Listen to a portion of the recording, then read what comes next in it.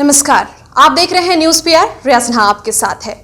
पूरे देश में तीसरी लहर की चर्चा हो रही है। इस बीच तीसरी लहर में अहम जानकारियां दी गई है कि बच्चों पर भी तीसरी लहर का असर देखने को मिल सकता है। बिहार की बात करते हैं तो बिहार के डीएमसीएच, जो कि नॉर्थ बिहार का सबसे बड़ा हॉस्पिटल माना जाता है, वहां 4 बच्चों की मौत की खबरें आई, जिसमें से एक इन्फेंट चाइल्ड था जो कि कोविड पॉजिटिव था, जिसकी मौत 28 मई को हो गई थी। इसके अलावा 3 और बच्चे थे जिनमें सिम्टम्स थे निमोनिया के, ब्रेथलेसनेस हो रहा था। वहां के जो प्रिंसिपल हैं, यानी कि डीएमसीएच के प्रिंसिपल हैं, उन्होंने यह जानकारी साझा की कि उन 4 बच्चों में केवल एक बच्चा जो था वो कोविड पॉजिटिव था। बाकी तीनों के टेस्ट में जो रिपोर्ट्स आए थे वो नेगेटिव आए थे।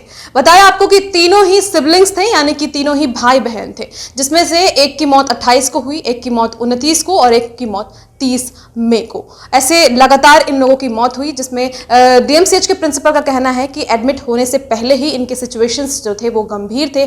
15 दिनों से इन्हें एनीमिया की प्रॉब्लम थी, उसके अलावा ब्रेथलेसनेस हो रहा था और निमोनिया भी था। हालांकि रिपोर्ट्स नेगेटिव आए थे, जिसके बाद यह लोग जो थे वो थोड़े रिलैक्स हो गए थे कि कोविड से इनकी मौत नहीं हुई है।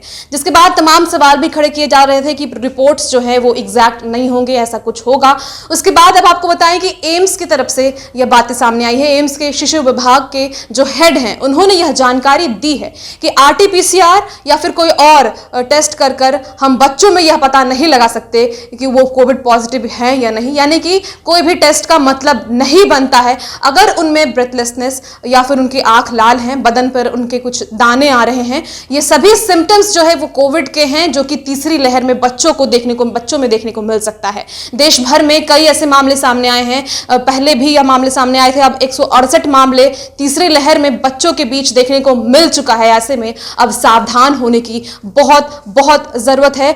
आप घबराएं ना, क्योंकि जैसे ही सिम्टम्स आने शुरू होते हैं वो पता लग जाता है पहले से ही। ब्रेथलेसनेस, फीवर, तमाम जो नॉर्मल कोविड सिम्टम्स हैं, उसके अलावा बदन दर्द और बदन पर दाने होने या फिर आंख लाल होना, ये सभी सिम्टम्स जो है वो हैं बच्चों में कोविड के।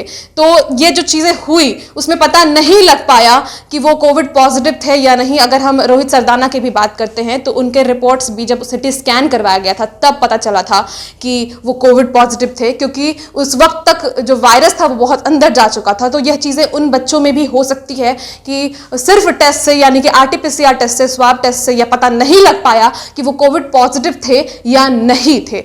तो हमने आपको सारी डिटेल्स बता दिए हैं। तो जरूरत है बहुत सावधान रहने की, क्योंकि तीसरी लहर का प्रकोप अब धीरे धीरे बढ़ रहा है। महाराष्ट्र में कई मामले सामने आ गए हैं और बिहार में भी अब आप देख सकते हैं, जैसा कि यह क्लियर हो गया है कि डीएमसीएच का एक बच्चा केवल 2.5 महीने का था, कोविड पॉजिटिव हुआ, उसकी मृत्यु हो गई। और बाकी 3 बच्चों की जो मृत्यु हुई है उनमें सिम्टम्स थे, यानी कि हो सकता है कि उनमें कोविड था, वायरस बहुत अंदर चला गया हो, इसलिए रिपोर्ट्स में सामने यह नहीं आ पाया। फिलहाल इस वीडियो में इतना ही, और भी खबरों के लिए न्यूज पीआर के साथ अब बने रहे। धन्यवाद।